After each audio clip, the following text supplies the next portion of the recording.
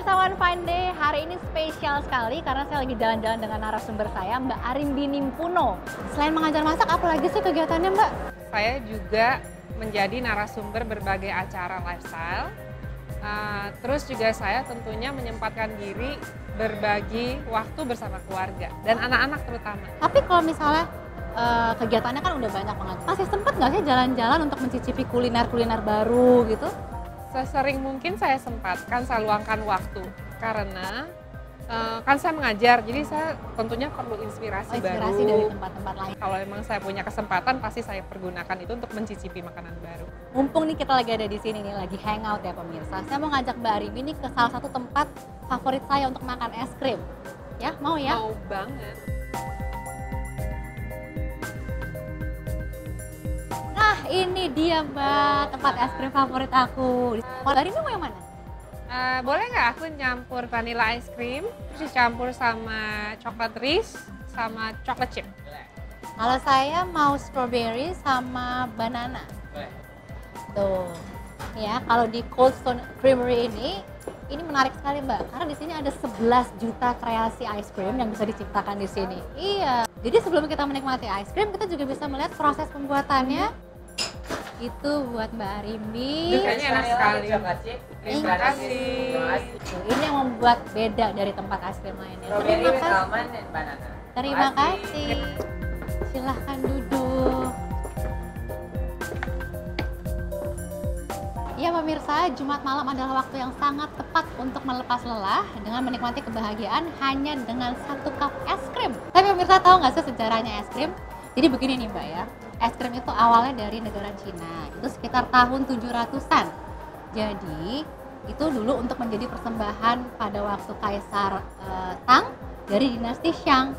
Dan Marco Polo itu ketika dia melakukan ekspedisi dari Italia ke Cina, akhirnya ketika kembali ke daratan Eropa, membawa resep es krim ini, sehingga akhirnya terkenal sampai sekarang, gitu ceritanya. Nah, kalau di Italia itu namanya gelato sole mio.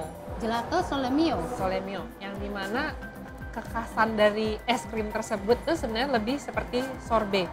Kalau sorbet itu kan dia seperti es serut gitu ya? Es serut, terus dia ditambahkan dengan lemon dan mandarin. Jadi rasanya tidak enak, jadi rasanya dia lebih segar. Nah, kalau di Amerika beda lagi. Es krimnya itu dibubuhkan dengan krim atau susu, full milk. Nah, itu makanya sifatnya lebih untuk makanan penutup. Saya jadi ingat satu quote yang menarik sekali nih mengenai es krim. You can't buy happiness, but you can always buy an ice cream, which kind of the same thing. Kayaknya aku setuju banget deh. Setuju banget gitu ya. Kan. Iya.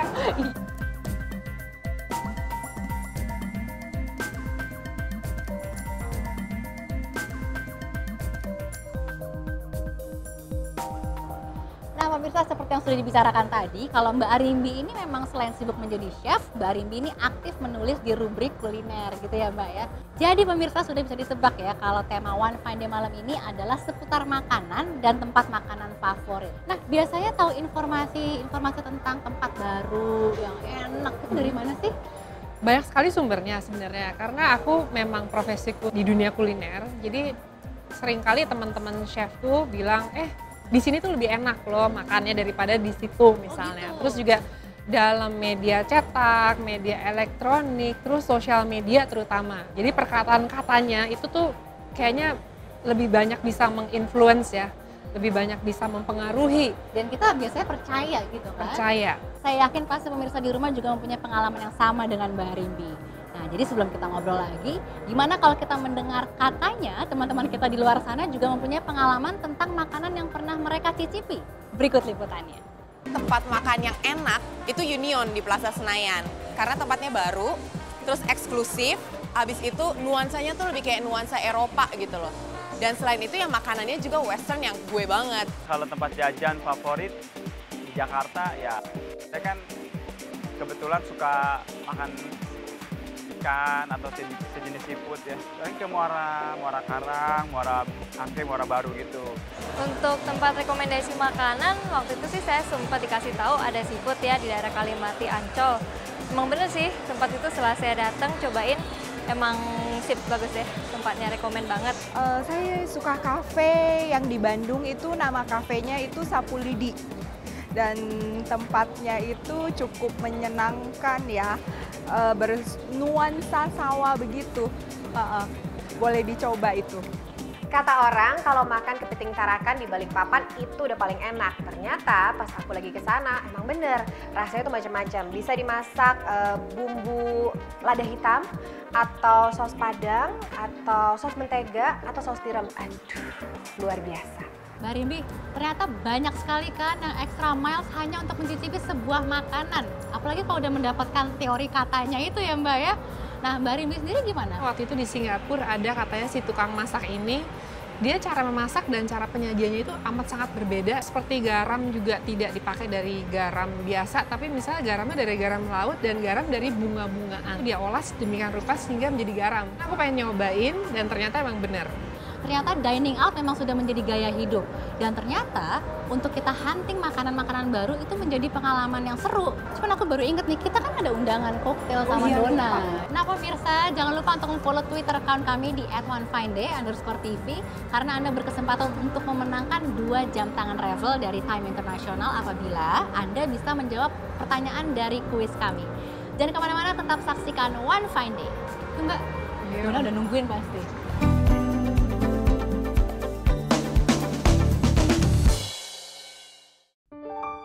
Seiring langkah membangun negeri, pengalaman telah kuatkan kami. Senantiasa membangun dengan hati dalam kebersamaan dan harmoni. Kebutuhan Anda, kekuatan kami.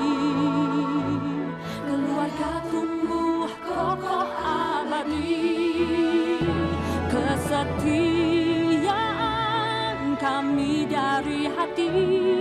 Agung Podomoro untuk harmoni. Wujudkan mimpi bersama kami. Agung Podomoro untuk harmoni.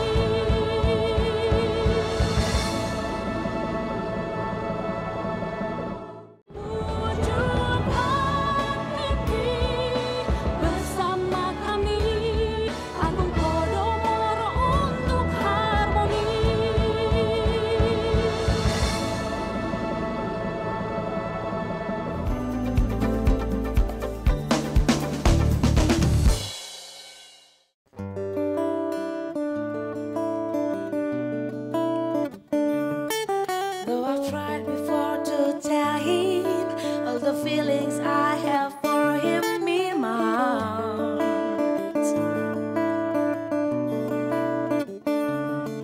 Every time that I come near him, I just lose my nerves as I've done from the start. Oh yeah. Every little thing he does is magic. Everything he do just turns me on.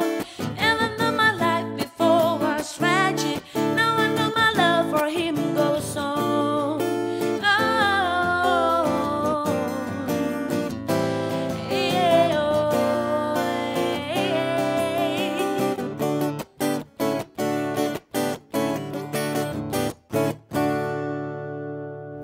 Ya pemirsa, kita sudah berada di apartemen One Fine Day. Jangan lupa untuk follow Twitter account kami di @onefineday_tv. Anda juga berkesempatan untuk menangkan 2 buah jam tangan travel dari Time International. Saya dan Mbak Arimbi sedang menggunakan jam travel dari Time International ini. Dan jam ini dibuat oleh watchmaker berpengalaman untuk menciptakan high quality produk dengan material yang tough, mekanisme Japan movement, dan tentunya bentuknya yang unik yang sesuai dengan karakter masing-masing. Nah, sekarang juga sudah kedatangan Dona Agnesia nih pemirsa. Halo. Halo, Don. Tadi aku sama Mbak Rimi udah jalan-jalan makan gelato. Seru banget diajakin. Oh, nanti kapan-kapan kita arrange lagi waktunya ya. Nah, pemirsa, kalau berbicara mengenai kuliner yang unik, kayaknya nggak afdol ya kalau kita udah keluar kota tapi tapi tidak mencicipi masakan khas daerah itu. Nah, kalau Dona gimana nih? Iya, kadang-kadang suka harus nge-MC di luar kota. Nah, gitu betul kan. sekali. Biasanya kalau waktunya memungkinkan pasti udah hunting dulu gitu. Udah hunting dulu ya? Lewat media sosial Iya. atau apa, dicobain makanannya. Kalau enggak ya dibawa pulang. Kalau misalnya nggak Untuk sempat makan di oleh-oleh sana, ya? oleh-oleh, betul. Iya, sama. Tapi sebenarnya jajanan favorit kamu apa sih, Don? Waduh, kalau tanya jajanan favorit banyak banget. Aku termasuk orang yang apa ya, pemakan segala. Jadi kalau setiap daerah pasti punya, tadi seperti Sarah bilang, beda-beda gitu kan, punya keunikan sendiri. Betul. Kalau misalnya ke Jogja pasti harus cari gudeg gitu kan. Kalau ke Semarang biasanya pulang harus bawa lumpia. Kalau ke Bali pasti kalau ada pai susu, ada pia legong, ada nasi Bali. Kalau Palembang pempek gitu kan. Iya. Jadi setiap daerah diusahakan bisa cobain cicipin satu makanan khasnya di sana. Nah, tapi kalau kita berbicara mengenai kuliner nih ya, sebenarnya ada nggak sih tipsnya untuk memadupadankan antara misalnya gini, dari appetizer, main course, terus dessertnya, supaya ketika sampai di mulut itu rasanya sempurna gitu. Ya, yang udah pasti kan memang kalau chef itu mereka udah tahu kan Tahu ilmunya, apa yang harus menjadi appetizer, main course beserta dessert. Tapi kalau kita ke restoran gitu kan kita ngeliat menu kadang-kadang wah banyak sekali nih. Jadi kita sebenarnya sih nggak perlu bingung sih. Karena yang udah pasti kalau misalnya kita appetizer-nya itu seafood, misalnya makanan ikan, ya mungkin main course-nya agak dibedakan. Misalnya appetizer-nya scallop, terus udah gitu main course-nya kita mau daging. Nah, tapi kalau di zamannya saya dulu ya, itu kan ada tata boga. Nah, ternyata semakin kesini kok saya sering dengar ada gastronomi. Sebenarnya apa sih perbedaan antara tata boga dan gastronomi? Kalau tata boga itu lebih mengarah kepada ilmu penataan makanan. Penyajiannya. Jadi maksudnya misalnya kita menyajikan daging atau steak, itu cocoknya dengan apa? Terus maksudnya cara penataannya itu bagaimana? Nah, kalau gastronomi itu lebih ke ilmu makanan dan minuman. Jadi misalnya, oke, kalau makanan Perancis itu sebenarnya apa aja sih? Misalnya ada pate, terus ada si escargot. Jadi itu ada ilmunya semuanya. Mbak Rimbi, selain kalau misalnya rasa dan variasi menu gitu dari sebuah tempat, biasanya apa lagi sih yang tempat ini jadi banyak sekali dikunjungi orang? Itu ada kekhasan apa? Lebih mungkin ke ciri khas bahwa tempat itu tuh enak untuk dibuat nongkrong atau hangout sama teman-teman gitu ya. Jadi misalnya interiornya tuh enak, terus udah gitu pelayanannya juga saya rasa penting ya, servisnya itu. Terus juga itu juga makanannya tentunya enak, maksudnya kita tuh bisa banyak pilihan, terus ada promo-promo tertentu gitu. Nah, ini juga menarik sekali nih karena ternyata ya Mbak Rimbi, Dona nih sekarang sedang merambah ke bisnis kuliner. Kok tiba-tiba kamu kepingin masuk ke bisnis kuliner? Sebenarnya udah cita-cita lama gitu. Oh, dari udah dulu lama. jadi zaman kuliah tuh sebenarnya punya sahabat yang suka jago masak gitu.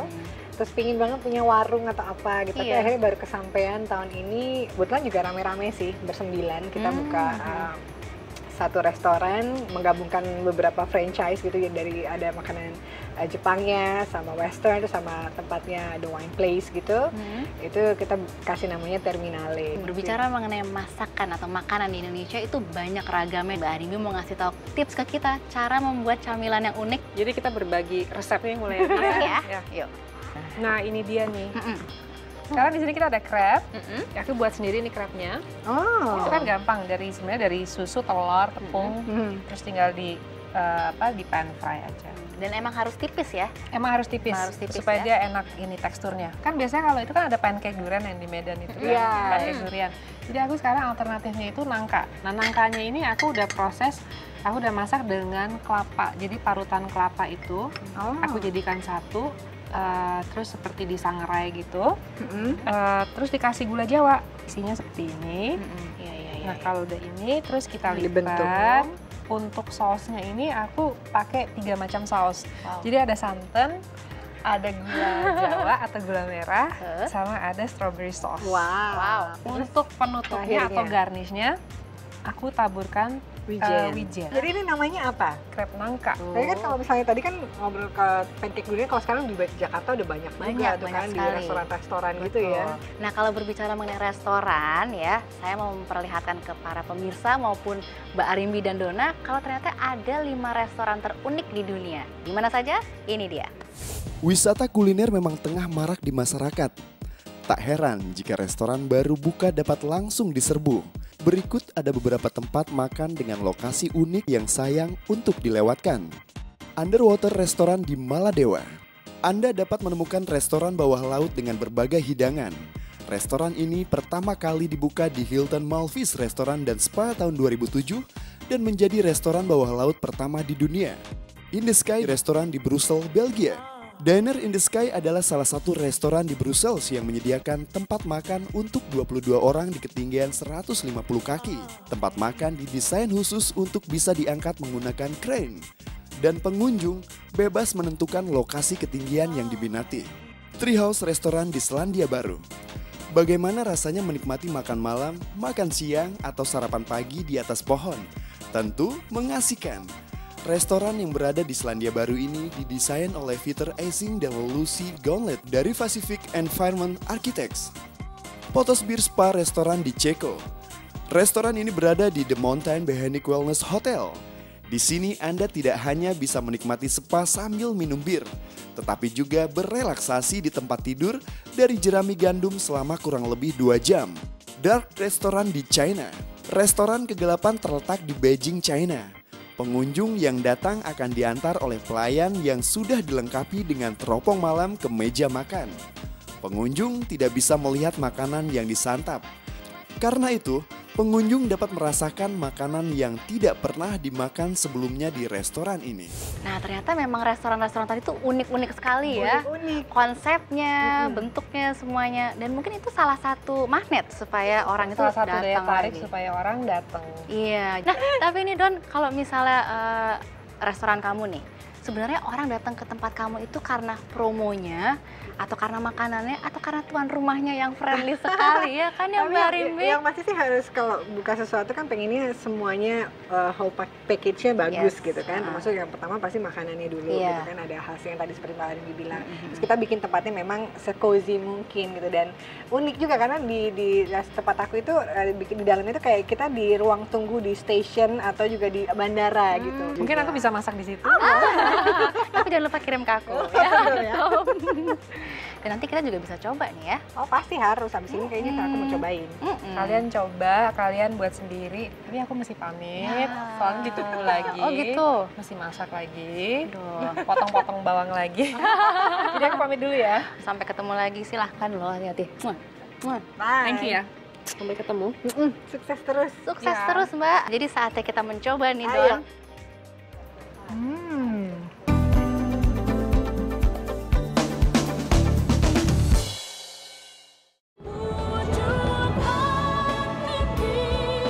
Bersama kami, Agung Podomoro untuk harmoni.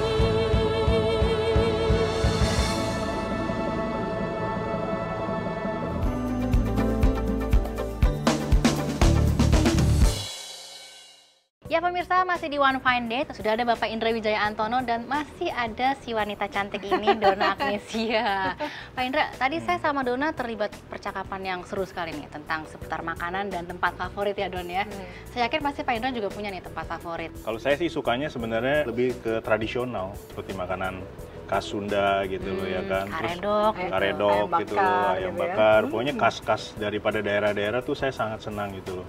Jadi saya sangat salah satu pecinta yang mungkin wisata kuliner juga gitu. Kalau di selatan ke daerah Tebet atau ke Kemang, ya kan, atau Blok M. Banyak sekali kuliner di situ ya. Kuliner banyak kan. Gitu Terus ya, mungkin Pak ya. kalau saya ke daerah pusat ya mungkin saya ke daerah Tamrin gitu loh ya, dan mungkin juga daerah Pecenongan lebih ke Chinese food. Tapi kalau kita ke utara Sarah ya udah pasti hasilnya ya istilahnya seafood lah ya. Lebih banyak seafood. Nah, kalau ngobrol tentang di Jakarta Utara, ternyata nih ya Pak Indra, Iya. Dona nih sekarang beralih ke bisnis kuliner. Dan Wah. ternyata di Jakarta Utara ya Don ya. Jakarta Utara. Kenapa pertama kali bikin usahanya akhirnya di Jakarta Utara? Karena kita pikir target marketnya juga bagus. Dan memang Jakarta Utara itu kan juga itu terkenal juga dengan makanan-makanan enak, khususnya lebih ke seafood ya. Seafood, iya. Jadi kita pengen menghadirkan sesuatu yang lain di daerah Jakarta Utara, makanya buka restoran ini dengan Japanese food sama ada westernnya juga gitu. Padahal rumah saya jauh, tapi bukan saya Dibela-belain lokasinya gitu. memang sangat Strategis ya. bagus. Nah, seperti yang satu ini.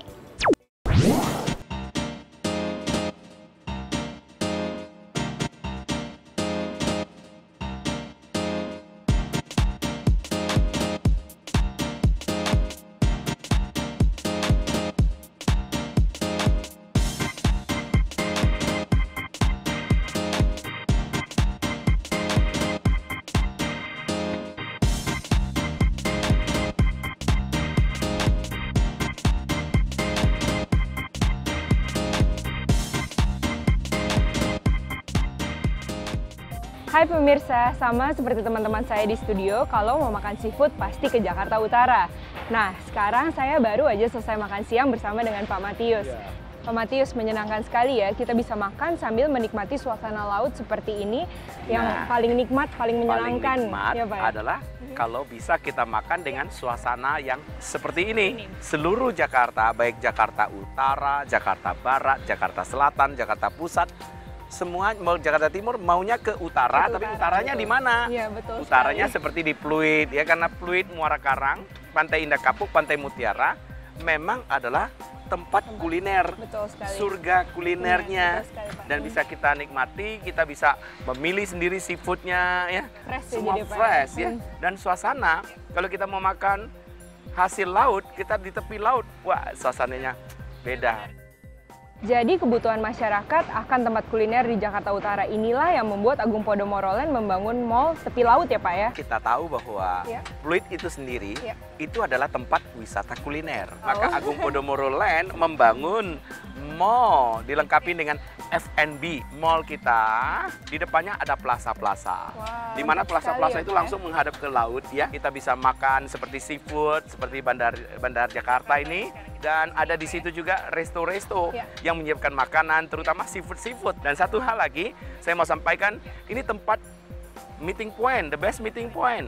Bagus dengan keluarga, ya, dengan teman-teman. Dan satu hal lagi, bagi orang-orang yang di Ancol, di Pulau-Pulau Seribu, maupun yang di sekitar Jakarta, tidak perlu harus dengan darat, bisa dengan yacht ya.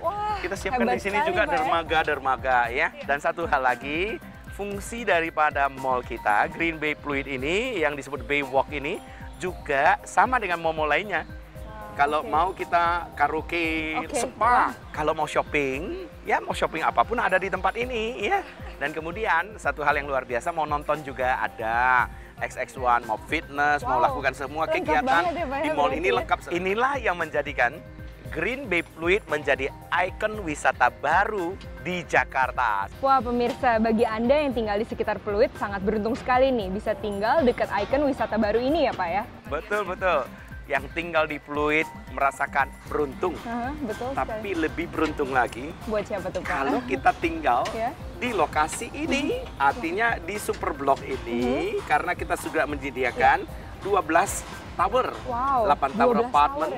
Dan kemudian ada 4 tower sea view condominium. Inilah yang disebut Waterfront City Super Block yang bisa menggabungkan antara greennya, green itu berbicara tentang hijau, dan dengan Taman Botanical Park itu ada 3 hektar ya. Nah, green dengan B bisa digabungkan. Inilah salah satu super block yang sangat luar biasa dan lokasinya tepat di Pluit.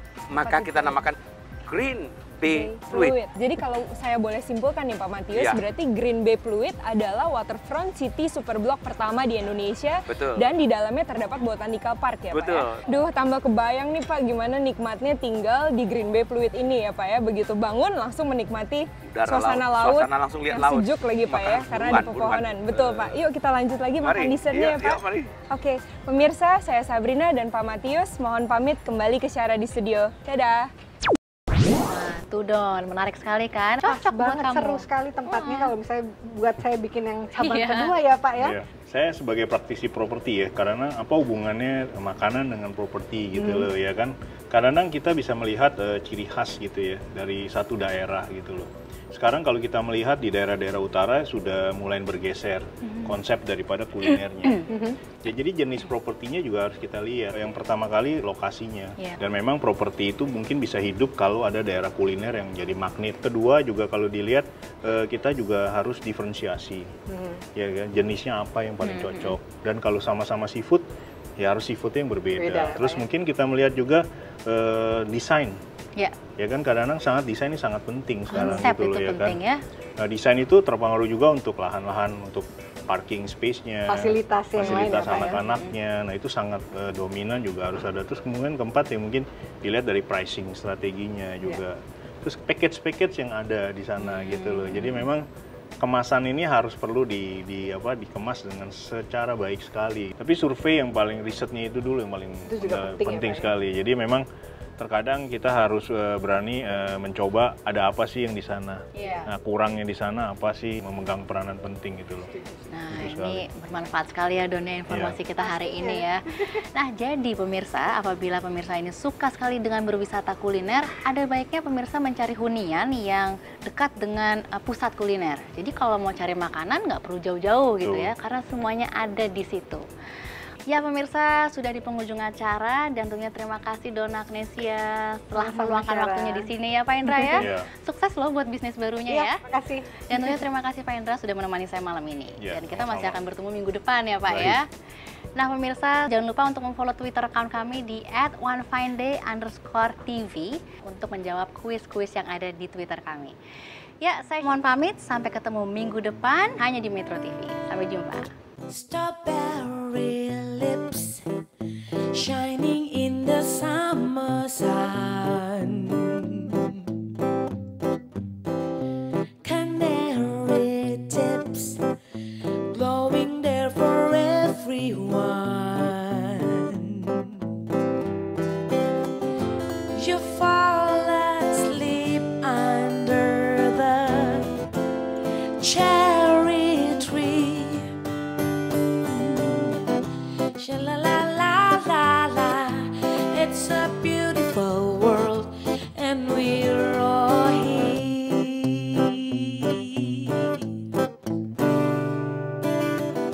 Your winter skin warming in the summer sun. We know within you will stay forever young. Yeah. You fall asleep under the starlit sea. It's time to wake up. The moon is high above you. We're all here 'cause we love you. And when you finally open your eyes and ears, you'll see and you'll hear us sing. Sha-la-la-la-la-la, it's a beautiful world and we're all here.